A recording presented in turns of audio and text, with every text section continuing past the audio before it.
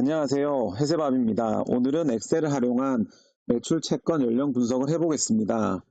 AR 에이징 리포트라고도 하죠. 먼저 물품 대금을 수령하는 방법에는 현금이 있고요. 주로 붕어빵이나 재래시장 등의 저가 거래에서 발생하고요. 그리고 나머지 하나의 방법은 매상입니다. 냉장고, 세탁기 등 고가의 물품에서 할부를 적용하는 방식으로 이루어지는데, 이렇게 해서 좋은 점은 고객에게 부담을 적게 해서 판매량을 늘릴 수 있습니다. 하지만 신용 위험이 존재하게 되죠. 바로 이 부분에 대해서 매출 채권에 대한 연령 분석이 이루어지는 것입니다. 그럼 주요 개념을 알아보면 회계일자를 20년 12월 31일, 즉 판매한 날짜고, 외상 정책은 30일 이내에 해소한다고 회사에서 정했다고 가정해봅니다. 그러면 해수기한은 21년 1월 30일이 될 거고요. 그러면 연체일수는 해수기한을 초과한 일수로 21년도 2월 1일이라고 치면 1월 31일, 2월 2일 총 2일 초과하게 된 거죠. 이런 식으로 채권에 대해서 각각의 연체일수를 구한 다음에 그걸 그룹핑을 해서 합산하면 연령 분석표가 되는데요. 여기선 5개의 그룹으로 나누고 정상 1일에서 30일, 30일에서 60일 이런 식으로 쭉쭉 해서 연체일수에 대해서 그룹핑을 하도록 만들어 놓았습니다. 그러면 각각의 그룹 구간에 대해서 이렇게 채권 하나하나씩 대응해서 연결해 주면 이렇게 연령 분석표가 만들어집니다. 그러면 실제적으로 엑셀에서 알아보도록 하겠습니다. 네, 엑셀에서 알아보면 투데이 함수를 통해서 오늘을 기준으로 연체를 알아보도록 하겠습니다. 그리고 외상 정책은 동일하게 30일로 가져가고 연령 그룹은 앞서 말한 5개의 그룹이고요. 구간 최초는 여기 1일에서 31일이면 1, 30일에서 60일이면 30일, 그냥 구간의 최초 금액을 의미하고요. 대손 설정률은 그냥 이제 과거 경험에 의해서 이렇게 주어졌다고 가정해 보도록 하겠습니다. 즉 이 구간에서는 10%의 채권이 결국에는 돈을 못 받고, 여기 30일에서 60일에서는 30% 돈을 못 받고, 이런 식으로 과거 경험에 의해서 주어졌다고 가정해 보겠습니다. 그럼 여기 A2열은 회계 처리를 하면 그냥 자동으로 주어지는 거겠죠. 전표번호, 고객명, 금액, 회계일자죠.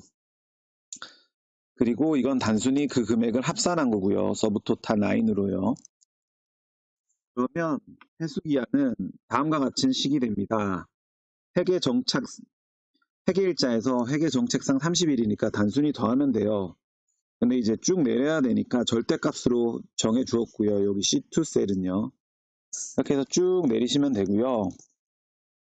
그다음 연체일수는 해수기한을 지난 거니까 기준일에서 해수기한을 빼면 되는데요.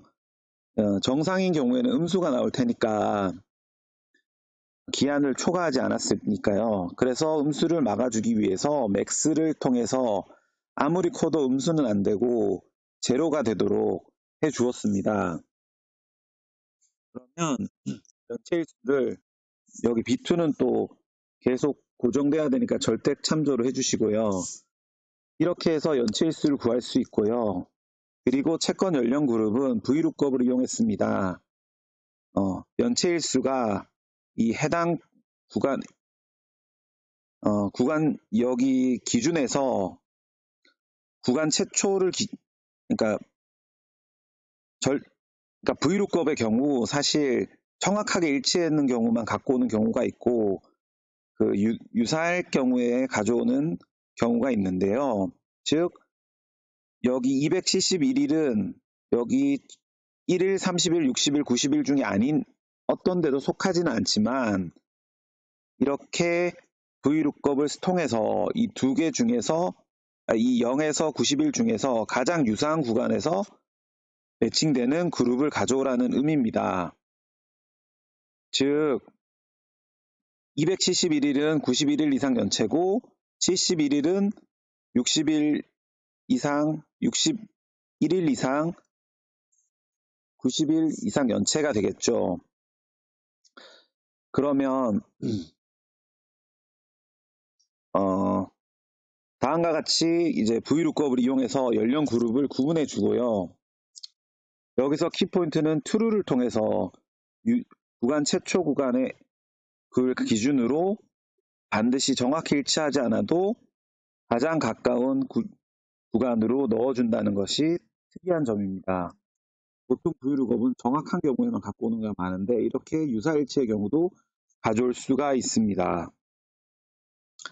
그러면 이제 이것을 다 했으니까 이 표를 전체 씌우고 피벗을 걸어준 거예요. 피벗을 걸어주면 다음과 같이 생성이 됩니다. 그러면 아까 491100이었고 이 금액이 결국에는 각각의 구간별로 산출되어 나오게 됩니다. 그러면 단순히 요거를 여기서 표로 붙여넣기 한 것이고요. 대선 설정률은 그룹별 대선 설정률 앞선 것에서 가져왔고 여기 이렇게 행렬만 전환해서 붙였고요. 대선 금액은 대선 설정률로 구간별 금액 합산 금액을 곱해 줍니다. 이 방법이 유일한 방법이 아니라 하나의 합리적인 방법인 것입니다. 이렇게 해서 합산하면 865가 나오고요. 8650이 나오고 최종적으로 대손 삼각비, 대손 충당금을 통해서 이렇게 대손 충당금을 설정해 주게 됩니다.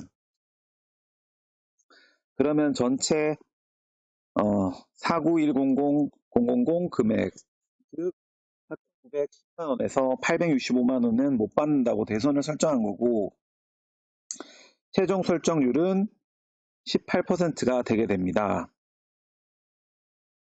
이렇게 해서 매출 채권 에이징을 통해서 계략적인 대손을 설정하는 방법까지 알아보았습니다.